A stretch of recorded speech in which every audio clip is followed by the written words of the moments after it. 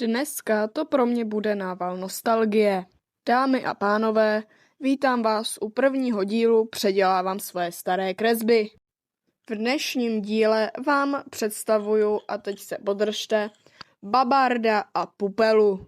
Dva animatronici inspirované FNAFkem.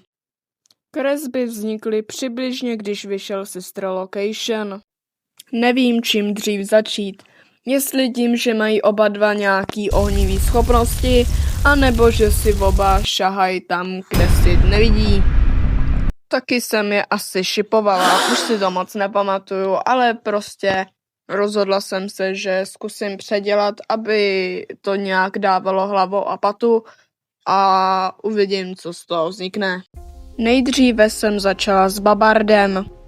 Přemýšlela jsem nad jeho designem a řekla jsem si, že by bylo vhodné, kdyby vypadal víc jakože roztomilej, ale zároveň byl k něčemu užitečnej, takže jsem to vymyslela tak, že může svařovat plechy a takový jako pracovat při stavbách, když prostě třeba Freddy's něco prostě, já nevím, stavili by novou lokaci nebo něco, tak by prostě pomáhal.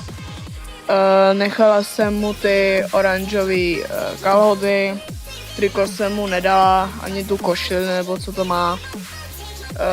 Dala jsem na něj značku Pozor konstrukce a nechala jsem mu i ten nos, i tu čepici, aby prostě bylo vidět, že je od Freddy's.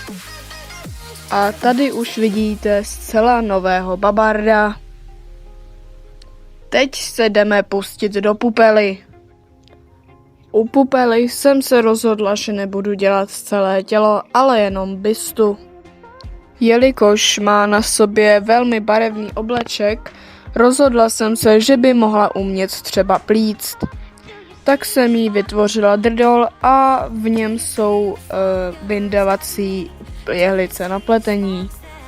Trochu jsem jí vyměnila color scheme, ale myslím si, že to až taková velká změna není. A roli ve Freddy's by měla asi takovou, že by prostě vytvářela různý jako oblečení možná, nebo nějaký jako, nebo třeba učila ty děti jak plíst, nebo taková jako babička, dejme tomu.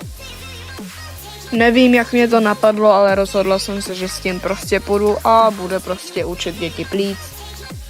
To by bylo prozatím vše. Doufám, že se vám video líbilo, pokud ano, dejte like a odběr a těšte se na další video. Tak čau.